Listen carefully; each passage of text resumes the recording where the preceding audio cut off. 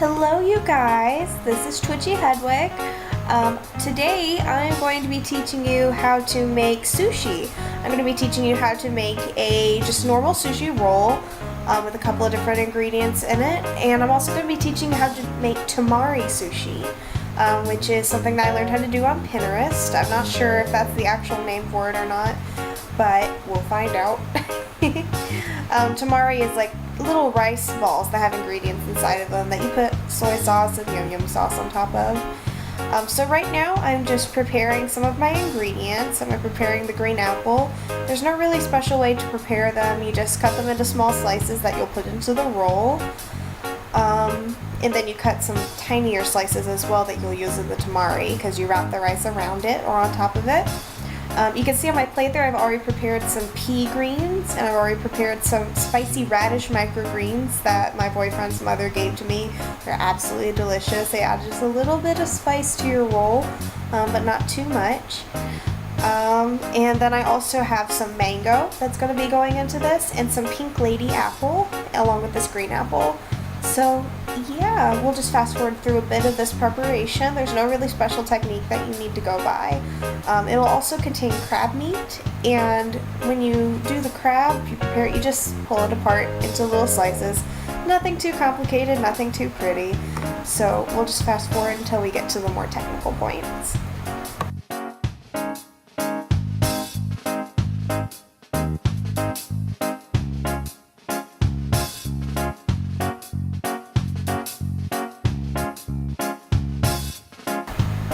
Okay, so now here we see we have all of our fresh ingredients prepared.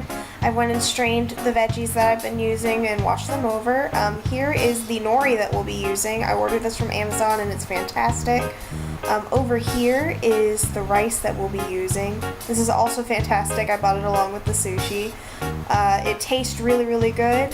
The rice that you'll be using for the sushi, I should mention, it's just that rice prepared, and then you put a tablespoon of rice vinegar in it. Just a tablespoon per cup. That's very important. Here is my sushi mat and also my wooden utensils that I'll be using. A rinsed wooden spoon is actually the best thing that you can use to spread this rice around. You'll see that the hardest part of doing this is getting the rice spread evenly. It's very, very difficult. So those are the tools and ingredients that I use. It's not too complicated other than that. You'll see right here I'm just spreading out my ingredients, everything that I need to do. And there's my mat.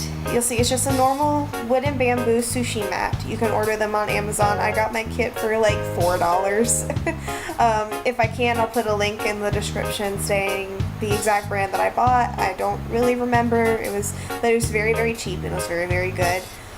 You'll just be using one sheet of the nori.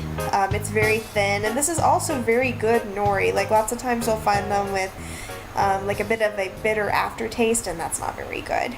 But it has virtually no flavor, just a little salty, I guess, and it also it's easy to cut. Sometimes nori can be very difficult to cut. Also for cutting the sushi, we'll get to that later, you're going to need a serrated knife. That is very, very important because in cutting the sushi, if you don't have a serrated knife, you'll just end up smushing your sushi roll, and I've had very many sushi rolls that did not look great. And that's why inside out rolls are so hard to do, because the nori on the inside gets it all smushed up and it's just not good. So it takes a long time for me to smush this rice evenly across the paper, so I'm going to go ahead and fast forward.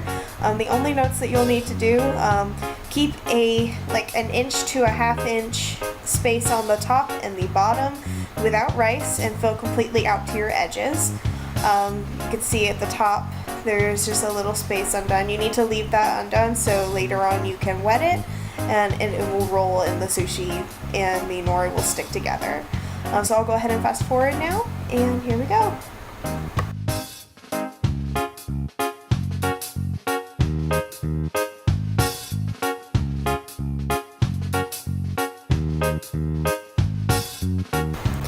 Okay, so do you see what I mean when I said to leave the top and the bottom empty for like an inch to a half, or a ½ inch to an inch, and then fill completely out to your sides?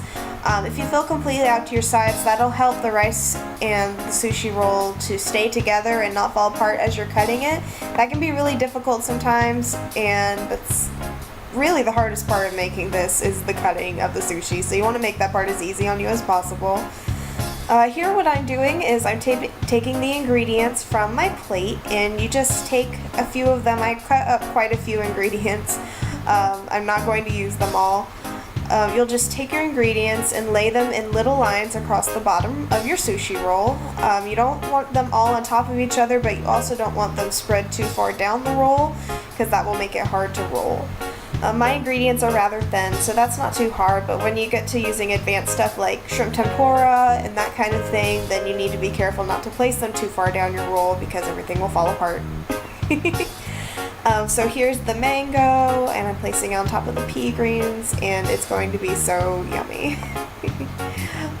So here comes the fun part. Here is when you start to roll the sushi, and this is actually not that hard at all. The biggest thing is that you need to roll it very, very tight, but not so tight that you're mashing your ingredients. So you'll take it, you'll flip over the top of it. I should have wet the end of my sushi first. I told you that's why you leave it undone, but I didn't do it. I'm sorry. And then you roll it, and you press down as you roll it until it's a pretty it's a pretty firm, nice tube. And then you'll roll it a couple more times just to make sure it sticks together, make sure it's nice and tight. So you'll just do that once or twice, and you can see it's already looking pretty good. This is one of the best rolls I've ever made.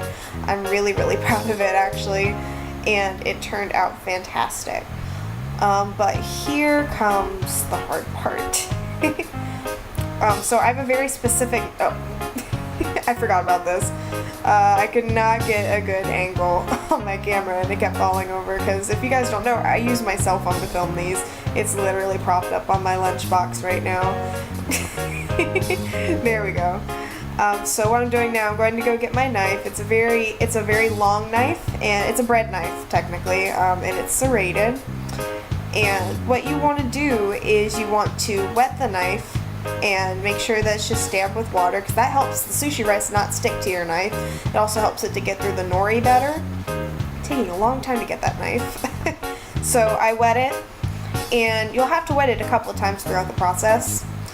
So there we go. I made my first cut through the sushi, and we'll just go from there. You just slice it into normal inch rolls. Sometimes I like to do 1.5 to 2 inch rolls, depending on how easy it is to cut. You see, there we go. It looks nice. We'll go ahead and put that down, and I'll fast forward for the rest of this process so you can see my finished product for the roll, and then we'll get to the tamari if my camera can stay up. Wow, I'm so professional. Nice.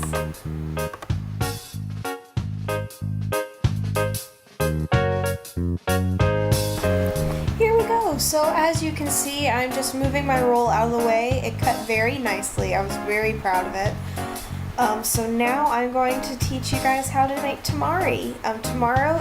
Tamari is essentially little balls of sushi that you just stick little ingredients in. Mine, I'm going to warn you ahead of time, did not turn out very pretty. Normally you could take little strips of nori, which you can see I'm folding down and trying to rip here. My nori did not rip very well. I should have just taken scissors and cut it, but I didn't. And then I was lazy and just used the one strip, and then I made the rest without the nori. So I'm very professional, but my nori started to rip, so mine weren't very pretty, but that's okay. So what you'll see here, I took one strip of nori, ripped it in half. You'll just need little half pieces for this. Here is my plastic wrap. This is the most important thing that you'll need for the tamari. So I'm just spreading out my wrap, and what you're going to do is you're going to lay your ingredients into the plastic wrap. Firstly, you'll lay down the nori, and then you'll lay down, what I'm doing is I'm laying down some crab meat down on it. That usually makes very pretty tamari. And then you can lay down any other ingredients that you want. They'll get pounded into the rice balls. Once you get that laid down, then you'll pile the rice on top, as you see I've done here.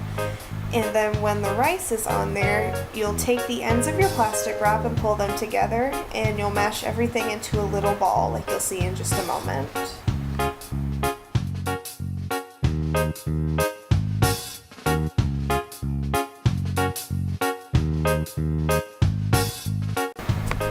So you're going to pull all of your ingredients into a nice little ball, and then you're going to pull the plastic wrap together, and you're going to twist. And you're going to twist it as much as you can and make the tightest little ball that you can, like that. See? And that one looks okay with the nori on it. The nori didn't go completely around like it was supposed to. But that's okay. I'm not a professional. This isn't how you are supposed to make sushi. This is how I make sushi. But there you go. There's the first one, and that's pretty much all that you have to do. You just lay all of your little ingredients down on the little plastic wrap. Sorry, my phone went off. And you pull everything together. You see, I'm putting some nice little spicy radish down, some pea greens, and that's gonna be yummy. So what I'm going to do now, that's pretty much all that you do, and I'm gonna fast forward to the finished product so you guys can see, because I'm pretty proud of it. Here we go.